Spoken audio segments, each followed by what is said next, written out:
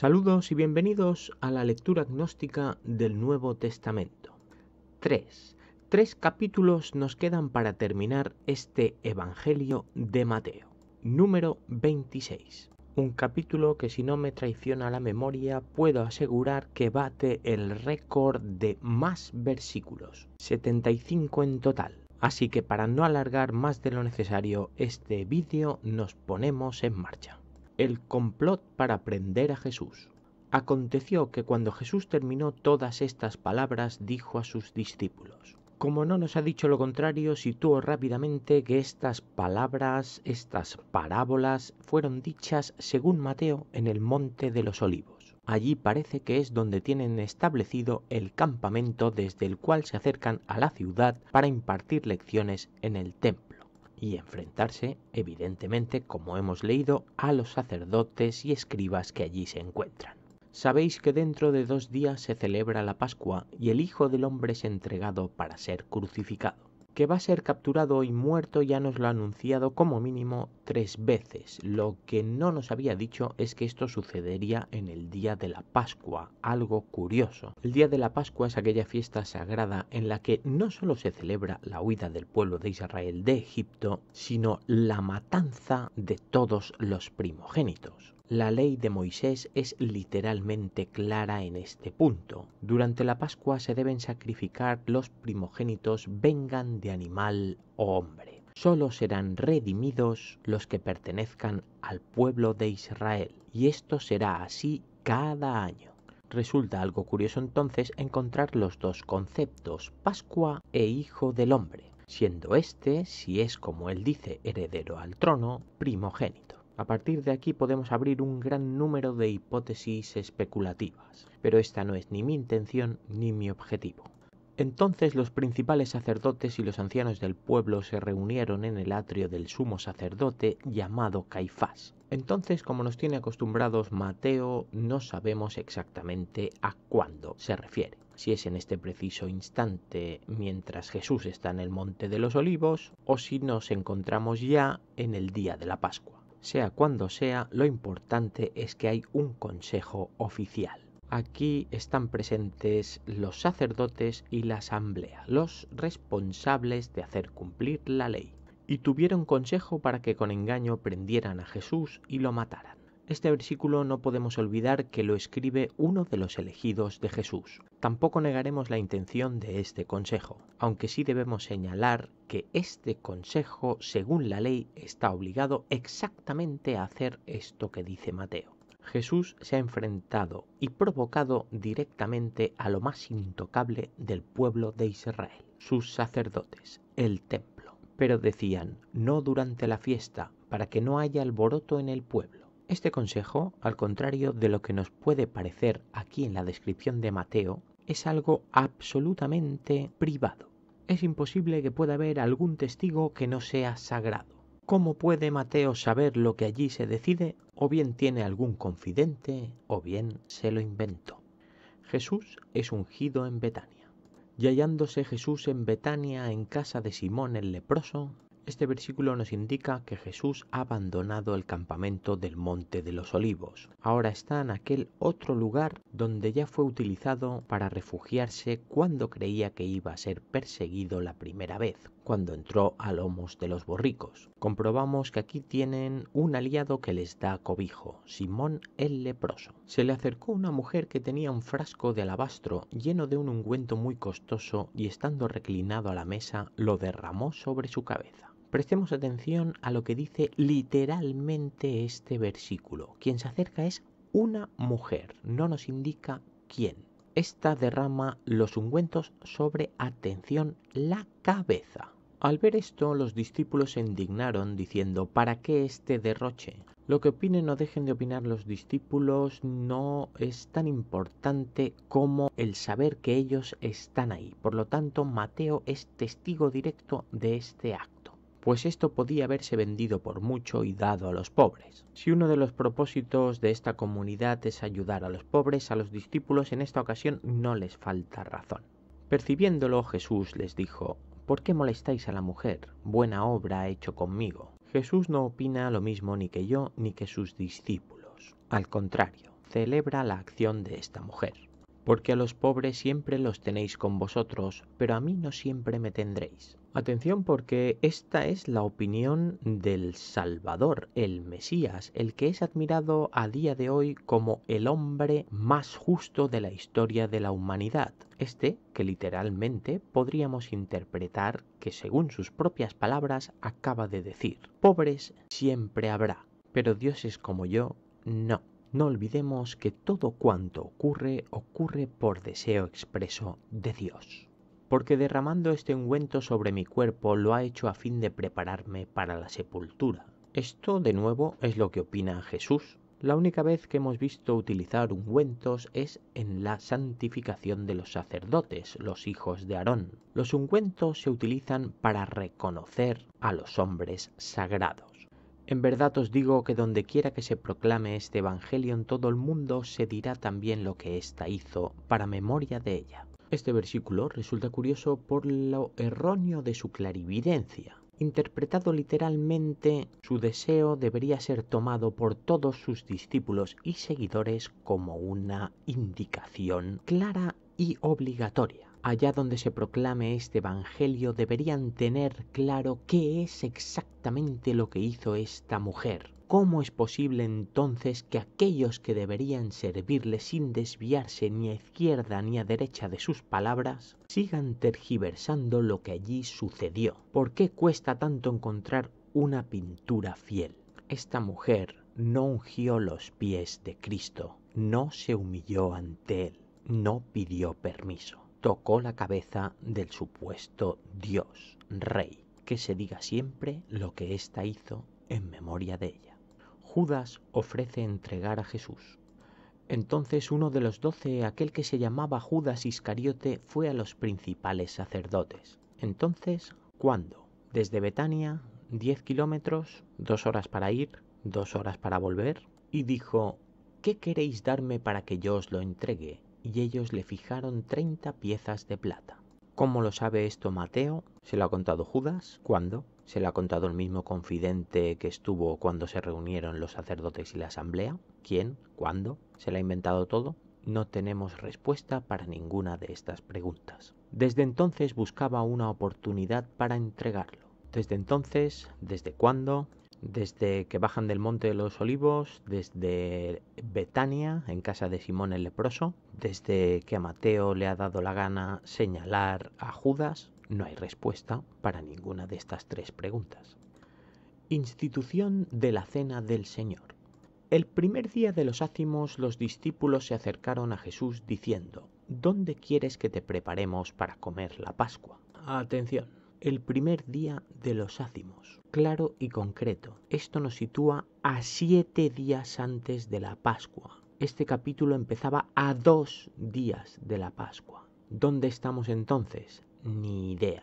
Algunos dirán que esos 2 días significa que es 2 días antes de que empiece toda esta secuencia de días sagrados. No, la Pascua es concreta, es un solo día. Es el día que señala el nacimiento de esta nación. Los ácimos son los días que le preceden, no son festivos. Es una preparación para la Pascua, un sacrificio de contención. Mateo, para ser escriba, es poco cuidadoso con los datos que nos ofrece. De todos modos, repito, esto no es para nada relevante para mi objetivo. Y él dijo: id a la ciudad, a tal hombre y decidle: el maestro dice, mi tiempo está cercano, en tu casa celebro la Pascua con mis discípulos. Mateo no dudó en decirnos el nombre de quien les acogía en Betania. Tampoco dudó en señalar al presunto traidor. En cambio aquí parece que ha decidido encubrir al que se le pide que acoja la celebración de la fiesta más sagrada del pueblo de Israel. Como podéis comprobar, literalmente tampoco nombra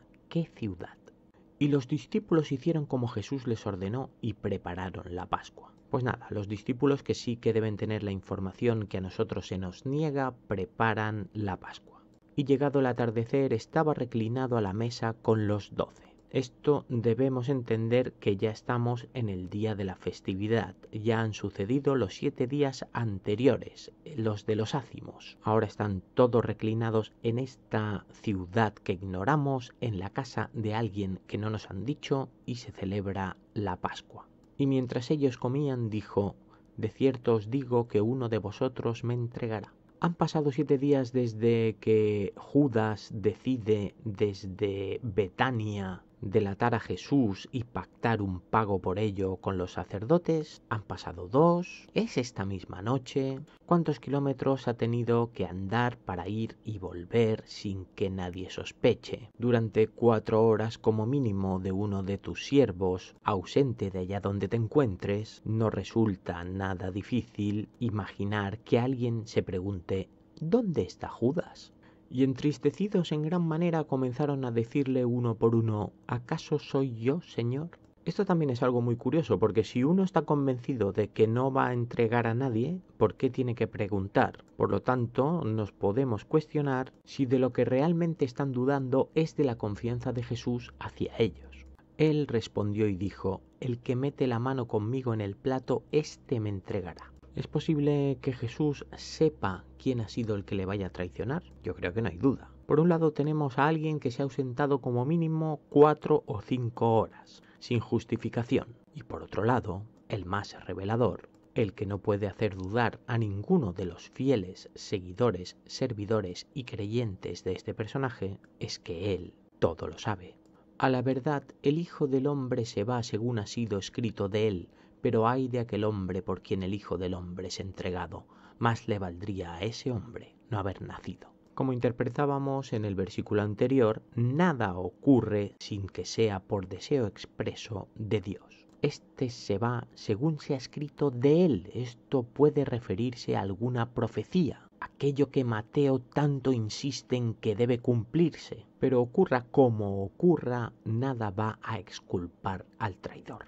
Respondiendo entonces Judas, el que lo entregaba, dijo: ¿acaso soy yo, Rabí? Le dice: tú lo has dicho. Judas, que si imaginamos que todo ocurre literalmente como nos describe Mateo, debe ser el único que no ha preguntado: ¿soy yo, Señor?, se ve forzado a hacerlo, evidentemente. Cuando lo hace, Jesús reconoce que lo sabe. Es él el que se ausentó y nadie sabía dónde estaba. Excepto Mateo, cuidado, que como Jesús parece que lo sabe todo. Y mientras ellos comían, tomó Jesús un pan y, habiendo pronunciado la bendición, lo partió y dándolo a los discípulos dijo: tomad, comed, este es mi cuerpo. Jesús, que todo lo sabe y todo lo puede, se inventa aquí este nuevo ritual. Y tomando una copa, dio gracias y se la dio, diciendo: bebed de ella todos. El pan, según él, es su cuerpo, el cuerpo del sacrificado, el cuerpo del que van a comer. ¿Quiénes? Los elegidos, sus hombres santos. Pero ¿y esta copa? Porque esto es mi sangre del pacto, la cual es derramada a favor de muchos para perdón de pecados. Si el pan representaba el cuerpo, y esto sí que tenemos claro que la ley permite comerlo a aquellos que indica la ley, lo que tenemos clarísimo es que ocurre con toda sangre de sacrificio. Lo que acaba de ocurrir aquí es uno de los actos más blasfemos de toda la Biblia. La sangre se derrama siempre, no hay excepción, sea simbólica o no. Esta sangre, atención, es la sangre del pacto. La sangre que confirma la obediencia a la ley de Moisés, aquella que dicta exactamente qué es lo que hay que hacer con la sangre. Esta, además, dice que es derramada a favor de muchos porque perdona pecados. Es un sacrificio de expiación, no de Pascua. Jesús se ve con la autoridad suficiente para modificar el deseo expreso del Dios creador de todas las cosas. Esto no quedará registrado en ningún libro sagrado por parte de un elegido suyo, sino de un escriba, Mateo, unos apuntes que redactará muchos años después de estos sucesos. No sabemos, en este caso, según el texto, quién es más blasfemo, si Jesús o Mateo. Y os digo que desde ahora no beberé de este fruto de la vid hasta aquel día en que lo beba nuevo con vosotros en el reino de mi Padre. Y lo que se dice en nombre de Dios se dice bajo juramento sagrado. Dios jura que algún día ostentará la corona de su padre. ¿Quién es su padre? ¿Yahvé o David? Jesús anuncia la negación de Pedro. Y después de cantar un himno salieron hacia el monte de los olivos. El himno que se debe cantar durante la Pascua es el himno de Miriam, el himno fundacional de la nación de Israel. Tal vez cantarán otro, no lo sabemos, pero la lógica nos dice esto. Entonces Jesús les dice: todos vosotros seréis escandalizados a causa de mí en esta noche, porque está escrito: heriré al pastor y serán dispersadas las ovejas del rebaño. De nuevo parece que vuelve a la intención de señalar alguna profecía. En principio, la que más se ha referido ha sido la de Elías. No tengo ninguna necesidad ni intención de comprobarlo, no es mi objetivo, pero el suyo sí es claro: convertirse en el sujeto que este profeta vaticinó como el Mesías que llegaría. Para esto deben cumplirse todas sus profecías. Una de ellas parece ser que herirá al pastor. Este claramente es él. Con ello sus ovejas se dispersarán, sus seguidores, sus discípulos. Pero después de ser resucitado, yo iré delante de vosotros a Galilea. Pues curioso también lo que acaba de profetizar Jesús, que cuando resucite, donde irá no es a Judea, donde está la capital, Jerusalén, el templo de David, sino a Galilea, allí de donde vienen, allí donde se gestó toda esta trama revolucionaria. Respondiendo, Pedro le dijo: aunque todos serán escandalizados a causa tuya, yo nunca seré escandalizado. Pedro es y pretende seguir siendo el favorito, el ojito derecho de Jesús. Jesús le dijo: de cierto te digo que en esta noche, antes que cante un gallo, me negarás 3 veces. No te hagas el valiente, que tú serás el primero que caiga. Curioso que sabiendo esto, Jesús le haya elegido como su mano derecha. Pedro le dice: aunque tenga que morir contigo, no te negaré. Y todos los discípulos dijeron lo mismo. Todos están resueltos a llevar su causa hasta el final, suceda lo que suceda, aunque tengan que morir con él. Jesús ora en Getsemaní. Entonces Jesús llega con ellos a un lugar llamado Getsemaní y dice a los discípulos: sentaos aquí, mientras voy allá y oro. Ya no están ni en el Monte de los Olivos, ni en Betania, ni en Jerusalén. Ahora están en las cercanías, en otro lugar. No sabemos si es ciudad, si es paraje, ni qué es. Tiene un nombre: Getsemaní. Y tomando a Pedro y a los 2 hijos de Zebedeo, comenzó a entristecerse y a angustiarse en gran manera. A los 3 que toma fue a los 3 que eligió en primer lugar para empezar su campaña revolucionaria. Y les dice: una tristeza mortal está sobrecogiendo mi alma. Quedaos aquí y velad conmigo. La seguridad inquebrantable de Jesús parece estar tocada en este preciso instante. Incluso reconoce que lo que le está sucediendo es algo mortal, el que es divino. Y yendo un poco más adelante, cayó sobre su rostro llorando, dijo: Padre mío, si es posible, pase de mí esta copa, pero no como yo quiero, sino como tú. Jesús se derrumba. Implorando a Dios Todopoderoso, le pide atención, que pase de él esta copa. ¿Qué copa? Únicamente hemos conocido una: la copa de la expiación, la copa de la sangre del pacto. Pasa esta copa de mí, que no sea mi sangre la que se derrame. Esto te lo pido yo, que soy divino, por eso me escribo en mayúsculas, pero no tanto como tú, que también eres en mayúsculas y eres el más mayúsculo de los 2. Estas palabras las dice Jesús en la proximidad de los 3 primeros elegidos, Pedro y los 2 hermanos Zebedeos. Pero como podemos comprobar, Mateo tiene pajaritos en todas partes, todo lo sabe. Luego va a los discípulos y hallándolos durmiendo dice a Pedro: ¿no pudisteis velar conmigo una sola hora? Este es el favorito de entre sus elegidos. Este Jesús tiene el mismo ojo que el Padre del que dice descender, Yahvé, cuando eligió a lo peor de entre lo peor. Velad y orad para que no entréis en tentación. En verdad, el espíritu está dispuesto, pero la carne es débil. Arriba, carajo, a velar y a orar, que mucho decir que estáis dispuestos a todo, pero a la hora de la verdad caéis en el primer sueño. y yendo de nuevo oró por segunda vez, diciendo: Padre mío, si esto no puede pasar sin que lo beba, hágase tu voluntad. Los despierta para irse a orar. ¿Cómo? ¿Junto a ellos o vuelve a ir solo? Lo descubriremos en el siguiente versículo. Es curioso que aquí también haga referencia a beber. Bebió de la copa, bebió de su sangre expiatoria. Si esto no puede pasar sin que esta expiación suceda, que así sea. Este es el testimonio de Mateo, que a él se lo han contado. Al regresar los halló otra vez durmiendo, porque sus ojos estaban cargados. Jesús vuelve y se encuentra la misma escena. ¿Por qué se los ha llevado entonces? ¿Están acompañándole en la oración? No. ¿Por qué deberían estar despiertos entonces? Tal vez para vigilar, para hacer guardia. Y dejándolos nuevamente fue y lloró por tercera vez, repitiendo la misma expresión. Jesús trata por tercera vez ser relevado. Recordemos que en la primera oración pedía que se derramara otra sangre, no la suya. Sangre se va a derramar sí o sí. Luego viene a los discípulos y les dice: dormid lo que resta y descansad. He aquí, la hora se ha acercado y el Hijo del Hombre es entregado en manos de pecadores. Dormid si queréis dormir, vosotros sois los tres favoritos, en vaya unos he ido a confiar.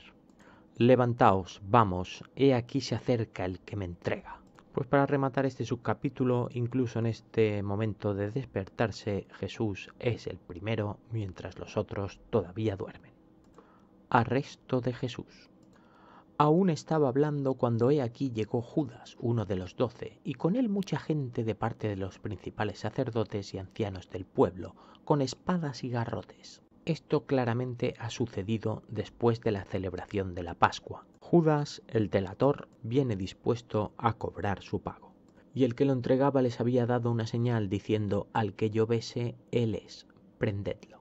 Que aún estaba hablando, como viene seguido del subcapítulo anterior, nos da la sensación de que esto ocurre en Getsemaní, en presencia de Jesús, Pedro y los dos hermanos Zebedeos. Pero no podemos descartar que esto en realidad ocurra donde Jesús ordenó a todos sus seguidores que le esperaran. Sea donde sea, según Mateo, esto ocurre así. Judas señala a los que le acompañan quién es al que deben prender, dándole un beso, que no es otra cosa que un saludo. Al que saluda primero, ese es. Y enseguida, acercándose a Jesús, dijo: salve, rabí, y lo besó aparatosamente. Este saludo no sabemos exactamente si significa que Judas le reconoce a él rabí o se dirige a él de este modo porque es así como se hace llamar Jesús, algo que evidentemente, según la ley, es herejía. Esta es la prueba de su pecado, hacerse llamar así. Y Jesús le dijo: compañero, a lo que has venido. Entonces se aproximaron y echaron mano a Jesús y lo apresaron. Pues atención, porque la reacción de Jesús aquí no es para nada inocente cuando le llama compañero. No sabemos cómo ha podido justificar Judas ante los sacerdotes y la asamblea que él conocía el paradero de este Jesús. Pero ahora, en el momento de la detención, el líder de este alzamiento le señala y le identifica como compañero. Esto puede repercutir directamente en la posible inocencia de Judas. Recordemos que según el testimonio de Mateo, éste le ha delatado a cambio de un precio. No podemos descartar que éste se haya presentado como testigo ocasional de las supuestas herejías o blasfemias de Jesús. Ahora aquí queda clara su vinculación con éste. Pero he aquí uno de los que estaban con Jesús extendió la mano y sacó su espada, e hiriendo al siervo del sumo sacerdote le cortó la oreja. ¿A qué siervo a quien hiere? ¿Es a Judas? ¿Es siervo Judas del sumo sacerdote? ¿O es alguien que venía directamente a apresarle? Otro detalle que nos quedamos sin saber gracias al poco cuidado de Mateo. Entonces Jesús le dice: vuelve tu espada a su lugar, porque todos los que toman espada a espada perecerán. Jesús renuncia a su defensa. Su fuerza no es la de las armas. Fijaos que Mateo también se cuida de no delatar quién es el que hiere al soldado, al sirviente del sacerdote, uno de los que estaban con Jesús. ¿O piensas que no puedo invocar a mi Padre y ahora mismo me daría más de 12 legiones de ángeles? ¿Es que no te ha quedado claro de que yo soy Dios, que hago así, chas, y fulmino lo que me apetezca? Pero ¿cómo se cumplirían las escrituras de que así debe suceder? Pero aunque soy Dios, tengo la necesidad de que se cumplan las profecías para que me reconozcáis como tal. Para mí sería mucho más fácil pronunciar mis deseos y que se haga mi voluntad. Pero es que al fin y al cabo me gusta lo complicado. En aquella hora Jesús dijo a las turbas: ¿Cómo contra un bandido salisteis a prenderme con espadas y garrotes? Cada día me sentaba para enseñar en el templo y no me prendisteis. Jesús recrimina desafiante la cobardía de los que han venido a prenderle. No se atrevieron a hacerlo en público, en lugar sagrado. Pero todo esto ha sucedido para que se cumplieran las escrituras de los profetas. Entonces todos los discípulos lo abandonaron y huyeron. Este versículo lo único que quiere dejar claro es que las profecías se cumplen tal cual estaban escritas. Ya lo hemos leído anteriormente. Cuando se hiera al pastor, las ovejas se dispersan. Jesús ante el concilio. Los que habían apresado a Jesús lo llevaron ante Caifás, el sumo sacerdote, donde estaban reunidos los escribas y los ancianos. Como con todo preso, Jesús es llevado ante los jueces.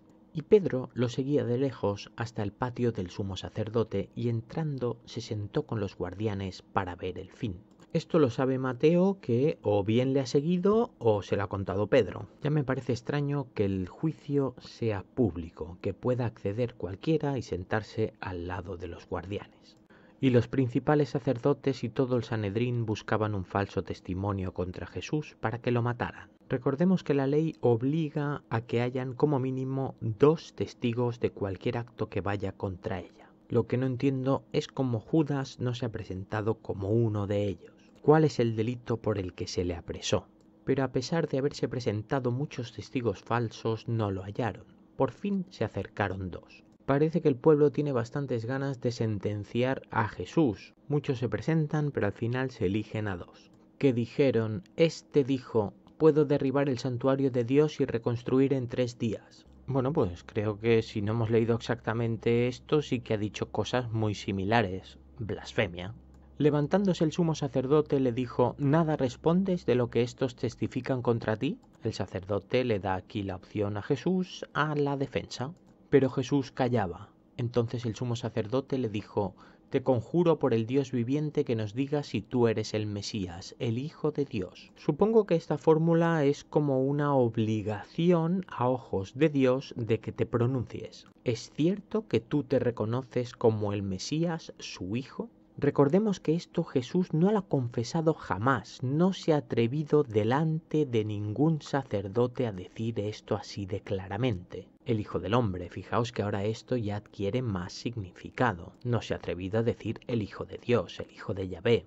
Jesús le dice: tú lo has dicho, y además os digo, desde ahora veréis al Hijo del Hombre sentado a la diestra del poder y viniendo en las nubes del cielo. Por más que parezca atrevida esta respuesta, fijaos que en ningún momento se reconoce divino. Es más, es la primera vez que utiliza diestra del poder. Ni tan solo se atreve a decir el reino de los cielos, sino las nubes del cielo.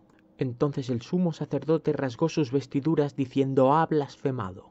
¿Qué necesidad tenemos ya de testigos? Ahora mismo habéis oído la blasfemia. Aunque Jesús no se haya atrevido a decir con tanta claridad ante los sacerdotes lo que sí decía ante sus discípulos, para los jueces es suficiente que él se reconozca con capacidad suficiente para hacer cosas que un hombre normal no puede, como sería venir de entre las nubes del cielo.